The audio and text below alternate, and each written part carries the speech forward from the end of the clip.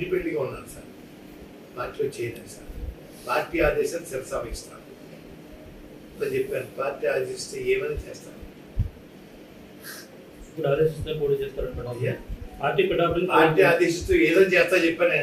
అన్ని అందరూ వస్తాయి సార్. అర్థాలు రకరకాల ప్రశ్న ఇక్కండి. పార్టీ ఆదేశిస్తే ఏదైనా చేయలేదు సిద్ధమండి. మామూలు అవమానం కాదు సార్. రాయబారం చేశారు సార్, వస్తున్నారు సార్, వెల్కమ్ సార్, వెల్కమ్ చెప్తారు, ఆహ్వానిస్తారు చెప్పారు. మళ్ళా వచ్చేసి జనవరి 20 తారీఖులోపు వస్తున్నారండి. లేదు అయోధ్య చెల్లుతున్నాం వస్తున్నారండి.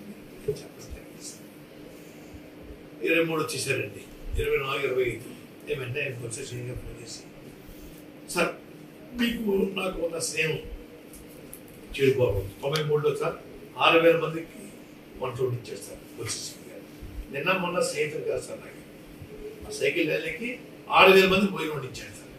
అప్పటి మా చేత వచ్చే నమస్కారం సార్ సీన్ గారు, రాకపోతే నమస్కారాలు. వాళ్ళ పర్మిషన్ కావాలి వాళ్ళకి, వచ్చి ఉండవు చెప్పడం జరిగింది సార్. అదిగో ఇదిగో అదిగో ఇదిగో చెప్పేసి నేను అన్నాను సార్. తర్వాత వాసు గారు వాయిస్ వచ్చారండి, కలుస్తాను. ఎందుకండి 70-80 సీట్లు పొడి చేయండి, ముఖ్యమంత్రి షేరింగ్ అడగండి, నేను శరీరం దాచుకోకుండా పని చేస్తాను. 20 సీట్ల కోసం నన్ను ఎందుకు ఆహ్వానిస్తారు? ఎందుకంటే దేనికోసం సేవ చేయాలా? మీకు ముఖ్యమంత్రి ఎట్లా చెప్పండి. ఫస్ట్ మీకు ముఖ్యమంత్రి మీకు 2, 3 చంద్రబాబు నాయుడు గారు పంచుకుందాం, 70-80 సీట్లు తీసుకోండి అని ఆఫర్ చేసి ఉంటే అప్పుడు చెప్పండి సార్, చేస్తారు. ఇంకోటి కూడా చెప్పాను సార్ వాసు గారికి, అయ్యా వాసు గారు చంద్రబాబు నాయుడు గారు జైలుకి వెళ్ళిన తర్వాత వారికి పూర్తిగా భూస్థాపితం అయిపోయింది. పవన్ కళ్యాణ్ గారు జైలుకి వెళ్ళి చూసి వచ్చిన తర్వాత బయటకు వచ్చి భరోసా ఇచ్చిన తర్వాత గ్రాఫ్ విపరీతంగా పెరిగిందండి. మీ వల్ల పెరిగింది గ్రాఫ్. చంద్రబాబు నాయుడు గారు ఏం చేయాలా? కళ్యాణ్ గారు జరిగిపోయింది, ఇద్దరు ఆఫ్ పొడి చేసుకుందాం, ముందు 2 తీసుకోండి, తర్వాత నా 3 ఇవ్వండి అడిగి ఉండాలా వాసు గారు. అటువంటి మాట కూడా పొందడానికి మీకు అర్హత లేకపోయింది. కానీ మీరన్నా అడగా కదా. నేను ఏం చేస్తాను, 20 మంది కోసం ఏం చేస్తాను సార్ సర్వీస్. అలాగే బీజేపీ వారికి చేస్తారు. విధిరెడ్డిగా వస్తారనుకుంది బీజేపీ నుంచి ఫోన్ అన్నానండి. నాకు మా అబ్బాయికి మంచి పదవులు ఇవ్వద్దు, మా కుటుంబం కోసం కాదు.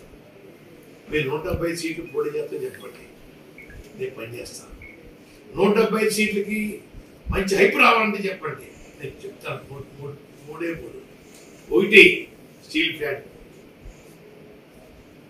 ప్రభుత్వం అధీనం ఉంచుకుంటామని చెప్పండి. 2 ప్రత్యేక హోదా ఇవ్వండి. 3 పోలవరం ప్రాజెక్ట్ మేము కేంద్రం టేకప్ చేస్తాం అని చెప్పండి. అది కూడా ప్రధానమంత్రి గారు, హోమ్ మినిస్టర్ అమిత్ షా గారు అందరూ వచ్చి బయటకు చెప్పండి. మీకు సర్వీస్ చేస్తాను. 5 సీట్ల కోసం 6 సీట్ల కోసం మీరు త్యాగం చేయకండి, నన్ను లాక్కండి రోడ్డు మీద. రోజు ఎప్పుడు ఊళ్ళోకి వెళ్ళినా 20 30 నీళ్ళు కాలువలు పోసేవారండి. కొంతమంది అయితే పల్లెల్లో అంతేగాని కాడు నీళ్ళు పోసి పల్లెల్లో నీళ్ళు పోసుకోవాలండి. అటువంటి అభిమానం పొందిన కాన్స్టిట్యూన్సీ అండి. వాళ్ళ భిక్ష వల్ల ఈరోజు నేను ఈ స్థాయికి వచ్చానండి. ఈ పేపర్ ప్రేమేమీ లేదండి. బీసీ వర్గాలు, దళిత వర్గాలు, మా కాపులు 5% ఉంటారు. ఇతరులు అగ్రకులాలు పోయి పేదవారు వాళ్ళు గ్రామంతో వచ్చారండి. కానీ పోస్టింగ్లో రకరకాలుగా పెడతా ఉంటారు, బాధాకరం అండి. నేను రాజకీయాలకి కాపులు కారణం కాదండి. నేను ఎవరు అనుమతి తీసుకోవాల్సిన పని లేదు. రాజకీయాలు నా ఇష్టం అండి. మొలతాడు లేనివాడు, రాగు లేనివాడు నాకు రాజకీయ పరంగా చెప్తా ఉన్నాడు, చాలా తప్పు. నేను మా పత్తిపాటి ప్రజల పిచ్చతోటి రాజకీయాల్లో వచ్చాను. ఇప్పటికీ వారి పిచ్చే ఈరోజు వస్తుంది. వాళ్ళ పిచ్చతోటి ఎన్నో ఉద్యమాలు చేశానండి. కాపుల కోసం చేశాను, దళితుల కోసం చేశాను. నక్సలైట్ సహకరించారని కేసు పెడితే అందులో 2-3 కులాలు కూడా ఉన్నాయండి. దళితులు ఉన్నారు, ముస్లిమ్స్ ఉన్నారు, ఇతర వర్గాలు కూడా ఉన్నారండి. వాళ్ళు కూడా సాయపడ్డారు. ఇంకో విషయం చెప్తా ఉన్నాను, మనలో ఎన్నికలు వచ్చేయండి, ఎల్లప్పుడు మొత్తం ఓసీ అయిందండి. బీసీ వర్గాలు దళితులు గారు గెలిపించారండి, 10,000 మెజార్టీతో గెలిపించారు. అలాగే రెండోసారి మళ్ళీ ఓసీ అయిందండి, దళితులు ఓసీలో పండబెట్టి చేశారు. ఇంకొకసారి సర్పంచ్ పదవి ఓసీ వస్తే బీసీ వర్గాన్ని గెలిపించారండి. సెంట్రల్ బ్యాంక్ వచ్చేటప్పటికి ఒడ్డు భాస్కరరావుకి మెట్లేశానికి పోటీ వస్తే భాస్కరరావు చేశారు.